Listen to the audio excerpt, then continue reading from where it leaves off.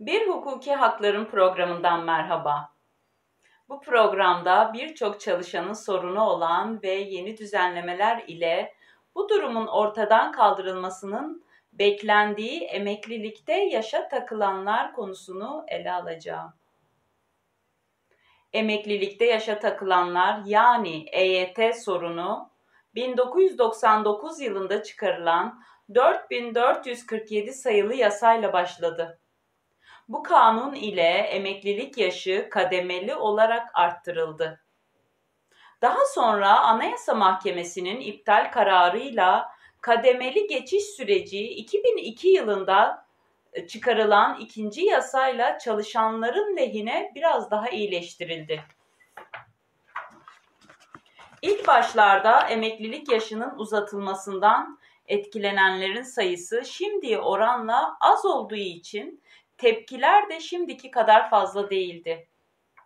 Emeklilik yaşı yaklaşan ancak emekli olamayanların sayısının artmasıyla tepkiler de sayı olarak gitgide çoğaldı. Çünkü insanlar uzun yıllar çalışıyor, emek sarf ediyor, hayat boyu süren yorgunluklarını atmak için emekliliklerini dört gözle bekliyorlar. Öncelikle 4447 sayılı kanunun yasalaşma sürecini hatırlayalım. 12 Temmuz 1999 tarihinde bu yasa tasarısı meclise sunuldu. Meclise sunulan kanun tasarısının gerekçesinde emeklilik yaşının arttırılmasına neden ihtiyaç duyulduğu ayrıntılı şekilde anlatıldı. Neden olarak da sosyal güvenlik sistemlerinin bütün dünyada sıkıntılar yaşadığı ve reform ihtiyacının olduğu gösterildi. Bu gerekçeye göre Türkiye'nin Sosyal Sigortalar Kurumu'nun da zor durumda olduğu gerekçe gösterildi. 1991 yılında Sosyal Sigortalar Kurumu'nun 128 bin lira fazla para ödediği belirtildi. Gerekçeye göre Sosyal Sigortalar Kurumu'nun ilk kez 1992 yılında yaklaşık 2 milyon 500 bin lira açık verdiği belirtildi.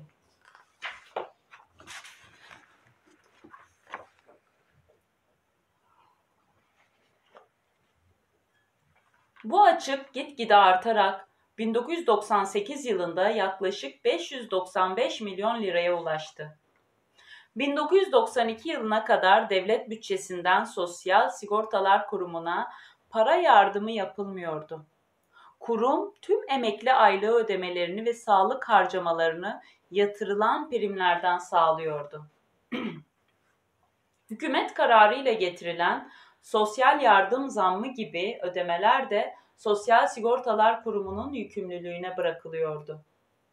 Gün geçtikçe enflasyonun yükselmesi ile Sosyal Sigortalar Kurumu fonundaki birikimlerin eridiği ifade edildi. Kanun tasarısının gerekçesinde o tarihte dünyada genel olarak emeklilik yaşının ülkeden ülkeye farklılık göstermekle birlikte 60 yaşın üzerinde olduğu belirtildi. Emeklilik yaşını arttıran düzenleme İşsizlik Sigortası Fonu ile hayata geçirildi. Kanunun adı İşsizlik Sigortası Kanunu olarak belirlendi.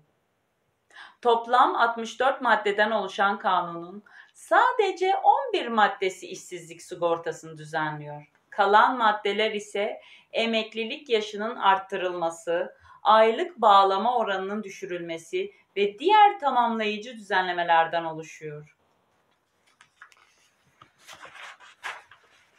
Ancak kanunun adı ile topluma emekli olamayıp işsiz kalanlara işsizlik maaşı ödeneceği mesajı verildi. Akabinde işsizlik maaşı o günden bugüne en fazla 6 ay ile 10 ay arasında uygulanıyor. Bu sürenin çok kısa olduğunu düşünenlerdenim. Bu maaş en asgari 12 ay verilmelidir. Fakat bu süreler o gün bugündür uzatılmadı. 1992 yılında Süleyman Demirel hükümeti döneminde emeklilikte yaş şartı kaldırılmıştı. Kadınlar 20 yıl sigortalılık ve 5.000 prim günüyle, Erkeklere de 25 yıl sigortalılık 5.000 prim günüyle emekli olma hakkı tanınmıştı. Bu değişiklik ile 5.000 prim gününü dolduran ve 18 yaşında işe giren kadınlar, 38 yaşında, erkekler ise 43 yaşında emekli olmaya başladı. 4447 sayılı kanun ise 8 Eylül 1999'dan sonra işe girenlerde emeklilik yaşını kadınlarda 58'e, erkeklerde 60'a çıkardı. Daha önce işe girmiş olanların emeklilik yaşını ve prim gün sayısını ise kademeli olarak arttırdılar. Kanunun ilk halinde kademeli geçiş süreci kısa tutulmuştu. Emeklilik yaşının hızla arttırılarak 9 yıllık sürede kadınlarda 52'ye, erkeklerde 56'ya çıkarılması planlandı. Anayasa Mahkemesi'nin iptal kararı üzerine 2002 yılında çıkarılan yeni bir kanunla kademeli emeklilik yaşında geçiş süreci çalışanlar lehine değiştirildi. 2008 yılında yapılan ikinci değişiklikle de emeklilik yaşı kadın ve erkeklerde 2048 yılında 65'e çıkacak. Kadın ve erkeklerde 2048 yılında 65'e çıkacak şekilde tekrar yükseltildi. Emekliliğe hazırlanan pek çok kişi bir gün farkla 2-3 yıl daha beklemek zorunda kaldı. Zamanla prim gününü dolduranların sayısı arttıkça yaşı bekleyenlerin tepkileri daha çok artmaya başladı. Emeklilikte yaşa takılanlar konusunda ilk teklif genel seçimlerde AK Parti ile MHP'den geldi. MHP İstanbul Milletvekili Arzu Erdem, teklifi Genel Başkan Devlet Bahçeli'nin talimatıyla hazırladığını vurguladı. Erdem'in ardından CHP İstanbul Milletvekili Gürsel Tekin ve Niğde Milletvekili Ömer Fethi Gürer ile İyi Parti Muğla Milletvekili Metin Ergun, Türkiye Büyük Millet Meclisi Başkanlığı'na yasa teklifi sundu. Tekliflerin ortak noktası 8 Eylül 1999 tarihinden önce sigortalı olarak çalışmaya başlayan kadınların 20, erkeklerin 25 yıl sigortalılık süresi ve 5.000 gün prim ödeme koşulunu yerine getirmeleri halinde yaşı beklemeden emekli olmaları yönündeydi. Benim şahsi kanaatime göre yaş sınırı olmamalıdır. Çalışma yılını ve prim gün sayısını doldurduktan sonra çalışanların emekli olması gerekir. Çalışmaya devam edip etmeyecekleri kendi inisiyatiflerinde olmalıdır. Bu kanunun yeniden düzenlenmesini umut ediyorum. Çünkü 65 yaş dedikleri Türkiye'de ölüm yaşıdır. Ülkemizde insanlar 65-70 yaşında hayatını kaybetmektedir. Bu bir insanın ömür boyu çalışması demektir.